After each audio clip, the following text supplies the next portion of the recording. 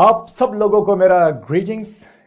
आशा करता हूं कि आप सब लोग सेफ होंगे और सुरक्षित होंगे। एक साल पूरा निकल चुका है इस महामारी से जूझते हुए। एक समय था कि वैक्सीन के बारे में सोचना भी मुश्किल हो रहा था। हालत ऐसी थी कि लगता था कि इस महामारी का कोई इलाज आएगा भी या नहीं। हजार मिस इन्फॉर्मेशन, बहुत सारी अफवाहों के बीच में डर के अलावा हिम्मत की बात बहुत ही कम सामने आई थी। हमारे साइंटिस्ट और डॉक्टर्स ने दिन रात मेहनत करके आखिर में एक वैक्सीन बनाया। पूरी दुनिया के साइंटिस्ट ने इस पे काम किया। हर जगह पे ट्रायल हुआ, हर मुल्क में एक्सपेरिमेंट हुआ और बहुत सारे मुल्क ने वैक्सीन बनाया और दुनिया के सामने रखा। सबके अपने फायदे नुकसान भी सामने आए। इस बीच में हमारे इंडिया में भी दो वैक्सीन सामने आए। एक का नाम कोवैक्सीन और दूसरा कोविशील्ड।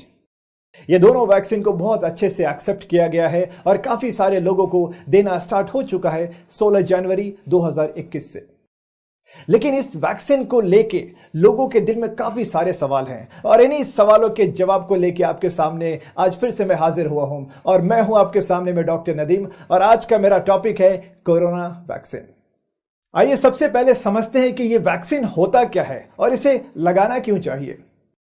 हम सब लोग जैसा कि जानते हैं कि हमेशा हम सब लोग वायरस, बैक्टीरिया और बहुत सारे ऐसे पैथोजन से जिनसे हम घिरे हुए होते हैं और जिन्हें हम अपनी आंखों से नहीं देख सकते हैं। और ये वायरस, बैक्टीरिया हम पे कभी भी अटैक कर सकते हैं जिसकी वजह से हमें काफ़ी सारी बीमारी हो सकती हैं और ये हमारे लिए जानलेवा भी साबित हो सकते हैं। और वैसा बैक्टीरिया या वायरस जो एक साथ हजारों लाखों लोगों को अटैक कर सकता है वो हमारे लिए काफ़ी खतरनाक होता है। आपको याद होगा कि बचपन में आपको कुछ वैक्सीन लगाए जाते थे, उसमें जैसे कि बीसीजी, पोलियो, डीपीटी और भी काफी सारे थे। हेपेटाइटिस का वैक्सीन तो याद ही होगा आपको। जब भी कहीं पे नौकरी के लिए जाते हैं तो सबसे पहला मेडिकल टेस्ट हेपेटाइटिस के टाइटर के बारे में होता है कि आप वैक्सीनेटेड हो कि नहीं। एक समय था जब स्मॉल पॉक्स यानी कि चेचक और पोलियो की वजह से हजारों और लाखों लोग पीड़ित थे, लेकिन उसके लिए वैक्सीन बनाया गया और सालों की मेहनत और वैक्सीनेशन की वजह से आज स्मॉल पॉक्स पूरी तरह से दुनिया से खत्म हो चुका है और पोलियो भी लगभग ना के बराबर है। यह सब वैक्सीन का कमाल है। तो कहने का मतलब यह है कि वैक्सीन सच में हमारे लिए काफी जरूरी है और वैक्सीन लगाने में हमें देर नहीं करना चाहिए। दूसरा चीज यह समझते हैं कि वैक्सीन बनाया कैसे जाता है और हमारे शरीर में यह कैसे काम करता है। रिसर्च और टेक्नोलॉजी के जरिए सबसे पहले तो वायरस को पहचानते हैं और उसको रिसर्च करके उसके बारे में पढ़ते हैं और उसको पूरी तरह से उसके पार्ट पुर्जा यानी एनाटॉमी और उसके पैथोफिजियोलॉजी के बारे में समझते हैं अच्छे से। और फिर उसी वायरस को या तो कमजोर करके या उसे मार के या फिर उसके किसी हिस्से को लेके जैसे कि प्रोटीन, मैसेंजर आरएनए से वैक्सीन तैयार किया जाता है और उस वैक्सीन को इंसान के शरीर में डाला जाता है और इंसान का शरीर उस वायरस को बाहर का मटेरियल समझ के ब्लॉक करने का या उसे मारने के लिए एंटीबॉडीज बनाता है। अब ये समझते हैं कि एंटीबॉडीज क्या होते हैं। एंटीबॉडीज हमारा इम्यून सिस्टम पैदा करता है। ये एक तरह के प्रोटीन्स होते हैं और इसका काम है बाहर के पैथोजेंस को मारना और हमारे शरीर की रक्षा करना। आसान भाषा में यह समझिए कि नेचुरली हमारा इम्यून सिस्टम कुछ सिपाही को हमारे शरीर में पैदा करते हैं बाहर के दुश्मन जैसे कि वायरस और बैक्टीरिया को मारने के लिए। एंटीबॉडीज के साथ में कुछ मेमोरी सेल्स भी बनते हैं हमारे इम्यून सिस्टम में वैक्सीनेशन के बाद। अब ये मेमोरी सेल्स क्या हैं? ये वो सेल्स हैं जो याददाश्त रखने का काम करते हैं। अगर 5-6 महीने के बाद ये इन्फेक्शन हुआ या कुछ समय के बाद अगर आपको इन्फेक्शन होता है तो ये सेल्स उस वायरस या बैक्टीरिया को आराम से पहचान लेते हैं और फिर एंटीबॉडीज बना के उसे मार देते हैं। उम्मीद करता हूं कि अब आपको वैक्सीन के बारे में समझ में आ गया होगा। एक साल पहले जब वैक्सीन नहीं आया था तब भी लोगों को डर लगा हुआ था। अब जब वैक्सीन आ चुका है तब भी काफी सारा डर है। आइए अब समझते हैं कि लोगों के दिल में इस वैक्सीन से जुड़े हुए क्या क्या सवाल हैं और क्या क्या कंफ्यूजन है। सबसे पहला सवाल, यह वैक्सीन लगवाना चाहिए कि नहीं? और जवाब है बिल्कुल लगवाना चाहिए। दूसरा सवाल जो सबके दिमाग में है, एक वैक्सीन बनाने में 7 से 10 साल लग जाते हैं। यह कोरोना का वैक्सीन 1 साल में कैसे आ गया? ऐसा मुमकिन है 1 साल में वैक्सीन का बन जाना? और इसका जवाब है हां, बन सकता है। आपको याद दिलाता चलूं कि ये जो कोरोना वायरस है 100% नया नहीं है। इसका खानदान पिछले 18 साल से दुनिया में आ चुका है। 2002 में आपको याद हो तो सार्स आया था, उसके बाद 2012 में मर्स। हाँ, ये कोविड एक नया स्ट्रेन था, लेकिन फैमिली बैकग्राउंड तो सेम था इसका। तो इस पे स्टडीज और डाटा कलेक्शन पिछले 17-18 साल से चल रहे थे। सबसे लंबा रिसर्च चलता है एक वायरस के बारे में स्टडी करने में, जिसको हम लोग प्रिलिमिनरी स्टेज कहते हैं, जिसमें एंटीजन को आइडेंटिफाई किया जाता है और वैक्सीन डेवलप किया जाता है। इसमें कम से कम 2 से 5 साल लगते हैं। वो सेम स्टडीज के रिसर्च को हमने 1 महीने में कंप्लीट कर लिया। उसके बाद दूसरा पड़ाव 2 साल का होता है, जिसको नॉन क्लिनिकल एनिमल टेस्टिंग कहते हैं, यानी कि जानवरों पे एक्सपेरिमेंट, जिसको हमने सिर्फ 1 से 2 महीने में कंप्लीट कर लिया। उसके बाद क्लिनिकल ट्रायल होते हैं, जिसमें सबसे पहले 100 से 200 लोगों में लगाया जाता है ये वैक्सीन। साइड इफेक्ट्स और उसके रिएक्शन को देखते हैं हम लोग। अगर सब ठीक रहा तो अगले फेज में, जिसमें लगभग 500 लोग होते हैं, उनको दिया जाता है। और अगर इसमें सब कुछ अच्छा रहा तो फिर उसके अगले फेज में हम लोग पहुंचते, जहां पे हजारों लोगों को फिर एक साथ वैक्सीनेट किया जाता है। तो पिछले 17-18 साल के रिसर्च को इस्तेमाल करके हमने ये वैक्सीन को 1 साल में हासिल कर लिया। और जिस हिसाब से कोरोना ने तबाही मचा रखी थी, दुनिया के हर साइंटिस्ट और डॉक्टर्स ये वैक्सीन बनाने में दिन रात एक कर दिए, और नतीजा हमारे सामने में है। इंडिया में कितने तरह के वैक्सीन हैं?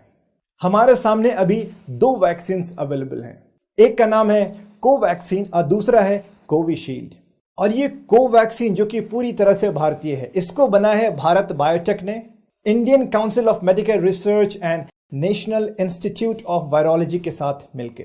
और ये कोविशील्ड ये बनाया गया है ऑक्सफोर्ड यूनिवर्सिटी और एस्ट्राजेनेका कंपनी के साथ मिलकर, हमारे सीरम इंस्टीट्यूट ऑफ इंडिया के पार्टनरशिप से। दोनों में से कौन सी वैक्सीन लगवाना चाहिए? आपके स्टेट में जो भी अवेलेबल है सरकार की तरफ से, वो आपको लगवा लेना चाहिए। दोनों वैक्सीन पे ही रिसर्च अब भी जारी है और दोनों के ही सक्सेस रेट अच्छे हैं। ये वैक्सीन आखिर कैसे लगाई जाएगी? सब वैक्सीन लगाने के अपने तरीके होते हैं, जैसे कि इंट्रामस्कुलर, इंट्राडर्मल। ये वैक्सीन को इंट्रामस्कुलर यानी कि डेल्टोइड मसल में, ये एरिया में लगाया जाएगा। इस वैक्सीन के कितने डोजेस लगेंगे और दोनों के बीच में कितना गैप होना चाहिए? ये दोनों वैक्सीन के 2 डोजेस हैं 0.5 मिलीलीटर के, और दोनों डोजेस में 28 दिन का गैप होना चाहिए। कुछ लोगों का यह भी सवाल है कि वैक्सीन का दोनों डोजेस लगाने जरूरी हैं क्या? वैक्सीन का दोनों डोज लगाना बिल्कुल जरूरी है। जब आप पहला वैक्सीन लगवाते हैं तो इम्यून सिस्टम एक्टिवेट होता है। इम्यून सिस्टम इस वैक्सीन को समझने में थोड़ा टाइम लगाता है। एंटीबॉडीज बनते हैं और साथ में मेमोरी सेल्स भी। और फिर जब 28 दिन के बाद जब ये वैक्सीन का दूसरा डोज लगाया जाता है तो इम्यून सिस्टम को एक्टिवेशन में ज्यादा मदद मिलता है। मेमोरी सेल्स की वजह से एंटीबॉडीज और अच्छे से बनते हैं और आपका इम्यून सिस्टम और अच्छे से एक्टिवेट हो जाता है। इंडिया में 2 वैक्सीन अवेलेबल हैं, तो किस पे यकीन किया जाए? एक बार एक और दूसरी बार दूसरी वैक्सीन लेंगे तो दोनों का काम हो जाएगा? ऐसा पॉसिबल है क्या? ऐसा बिल्कुल भी नहीं करना चाहिए। दोनों वैक्सीन के बनाने का तरीका बिल्कुल अलग है। एक इनएक्टिवेटेड है तो दूसरा रिकॉम्बिनेंट। 2 अलग अलग वैक्सीन लगा के अपने इम्यून सिस्टम को खुद कंफ्यूज करना चाहते हो आप? बिल्कुल नहीं, ऐसा बिल्कुल नहीं करना चाहिए। आपने पहला डोज जिसका लगाया है, उसके दूसरे डोज को ही आपका इम्यून सिस्टम अच्छे से पहचान के काम करेगा और अच्छे से आपको सपोर्ट करेगा। सिंपल सी बात है, एंगेजमेंट जिससे हो, शादी उसी से हो, तो फैमिली ज्यादा अच्छे बनने के चांसेस होते हैं। और ये वैक्सीन के साइड इफेक्ट्स क्या क्या हैं?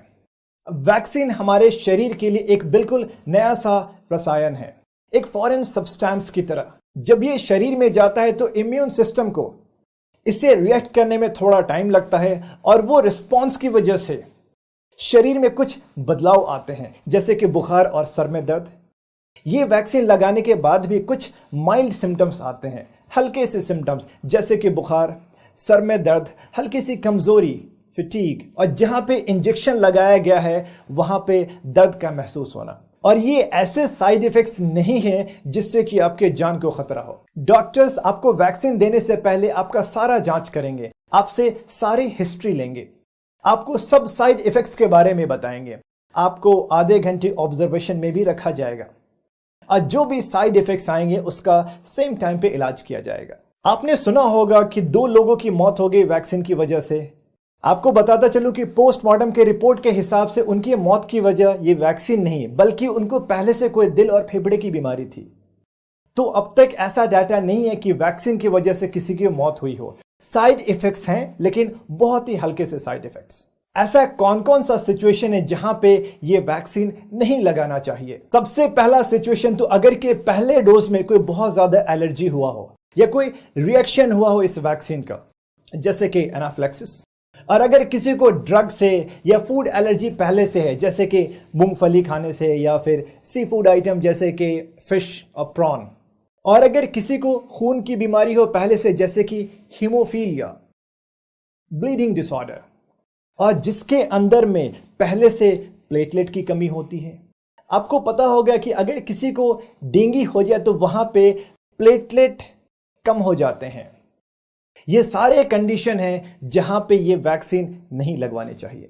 तो उसके बाद ये भी सवाल आता है कि जहां तक खून की बीमारी की बात है तो क्या अगर किसी को ब्लड कैंसर है तो उसको वैक्सीन नहीं लगवाना चाहिए? आपको बताऊं कि ब्लड कैंसर के और भी बहुत सारे टाइप्स हैं। आप वैक्सीन लगवा सकते हैं लेकिन अपने डॉक्टर के मशवरे के बाद। साथ में आपको यह भी याद रखना होगा कि जो भी ब्लड कैंसर में प्लेटलेट की कमी हो जाती है वो ब्लड कैंसर में ये वैक्सीन नहीं लगवाना चाहिए। अगर किसी को डायबिटीज है, ब्लड प्रेशर की बीमारी है या दिल की बीमारी है या कोई और कैंसर है तो क्या वो वैक्सीन ले सकते हैं? ये सारे हाई रिस्क ग्रुप हैं। इम्यून सिस्टम इनका पहले से ही कमजोर है, इनको बिल्कुल लगवाना चाहिए। वैक्सीन इनके लिए ज्यादा सपोर्टिव होगा। अगर कोई महिला गर्भवती है या फीड कर रही है, मतलब अपने बच्चे को दूध पिला रही हैं, तो क्या वैक्सीन ले सकती हैं? ऐसे सिचुएशन में वैक्सीन नहीं लेना चाहिए। ये वैक्सीन के साथ में कोई और वैक्सीन ले सकते हैं क्या? याद रहे कि ये न्यू वैक्सीन है और इसको रिस्पॉन्ड करने में आपके इम्यून सिस्टम को समय लगता है। सेम टाइम पे दूसरा वैक्सीन लगाना खतरनाक साबित हो सकता है आपके इम्यून सिस्टम के लिए। तो कम से कम 2 से 3 हफ्ते का गैप होना चाहिए कोई भी दूसरा वैक्सीन लगवाने के लिए। अगर अभी मैं कोरोना पॉजिटिव हूं और मुझे लक्षण भी हैं तो क्या मैं ये वैक्सीन लगवा सकता हूं? जब आपके अंदर में सारे लक्षण हैं और आप एक पॉजिटिव केस हो तो अभी ये वैक्सीन नहीं लगवाना चाहिए। ऐसे सिचुएशन में कम से कम 1-2 महीना इंतजार करना चाहिए। तो ऐसे कौन कौन से कंडीशन है जिसमें 1-2 महीना रुक जाना चाहिए और फिर ये वैक्सीन लगवाना चाहिए? सबसे पहले कि अगर आपको ये वायरस का एक्टिव इन्फेक्शन है, यानी कि अभी आप एक पॉजिटिव केस हो और आपके अंदर सारे लक्षण हैं। दूसरा, अगर आप अभी किसी सीरियस बीमारी के लिए हॉस्पिटल में एडमिट हुए थे, ऐसे सिचुएशन में भी 1-2 महीना रुक जाना चाहिए। जब आप बिल्कुल स्वस्थ हो जाओ फिर ये वैक्सीन लगवाओ। और तीसरा, आप पहले ये कोरोना से पॉजिटिव हुए थे और आपको प्लाज्मा थेरेपी दी गई थी, तो ऐसे सिचुएशन में भी आपको 1-2 महीना रुक जाना चाहिए। ये वैक्सीन बच्चों में लगवाई जा सकती है। बच्चों में अभी ये वैक्सीन नहीं दिया जा रहा है। अभी ये वैक्सीन सिर्फ 18 साल या उससे ज्यादा उम्र के लोगों को देने का इंस्ट्रक्शन है। लोगों ने यह भी सवाल किया है कि ये वैक्सीन क्या हमारी सेक्सुअल लाइफ को खराब कर सकती है? रिसर्च के हिसाब से जो कोरोना इन्फेक्शन है उसमें स्ट्रेस की वजह से और कुछ बायोलॉजिकल रिलेशन की वजह से सेक्सुअल लाइफ में प्रॉब्लम आई थी कुछ मरीजों में, लेकिन वैक्सीन से कोई प्रॉब्लम नहीं है। वैक्सीन आपके फिजिकल लाइफ, सोशल लाइफ और सेक्सुअल लाइफ सबके लिए फायदेमंद है। यह भी सवाल है कि अगर कोई अल्कोहलिक है तो वैक्सीन लगाने के बाद कितने दिन तक अल्कोहल यानी शराब को हाथ नहीं लगाए। अल्कोहल इंसान के इम्यून सिस्टम को कमजोर करता है। कम से कम 45 दिन यानी कि 1.5 महीने का गैप रखना चाहिए वैक्सीन के बाद, यानी वैक्सीन लगवाने के बाद 1.5 महीना तक शराब को हाथ नहीं लगाना है। और शराब तो वैसे भी नहीं पीना चाहिए, शरीर के लिए हानिकारक है। ये वैक्सीन लगाने के बाद मास्क लगाने की जरूरत है क्या? वैक्सीन लगाने के बाद भी मास्क लगाना और सोशल डिस्टेंसिंग मेंटेन करना बिल्कुल जरूरी है। हम सब लोगों के इम्यून सिस्टम को मजबूत होने में थोड़ा समय लगेगा और पूरी तरह से सेफ्टी के लिए 100% सेफ्टी के लिए कम से कम 70% हर्ड इम्यूनिटी अचीव करना होगा और ये 70% इम्यूनिटी अचीव करने के लिए काफ़ी समय लगेगा। तो अभी भी फेस मास्क, सोशल डिस्टेंसिंग और लगातार हाथ धोते रहना कंटिन्यू रखना होगा। इसके अलावा भी आपके मन में और सवाल होंगे इस वैक्सीन को लेके। आप अपने सवाल को नीचे दिए गए हुए कमेंट सेक्शन में लिख सकते हैं। आपके सवालों का जवाब भी दिया जाएगा कमेंट सेक्शन में। मैं उम्मीद करता हूं ये वीडियो से आपको और आपके लोगों को फायदा पहुंचेगा। खुश रहिए, स्वस्थ रहिए और सेफ रहिए। Thank you so much.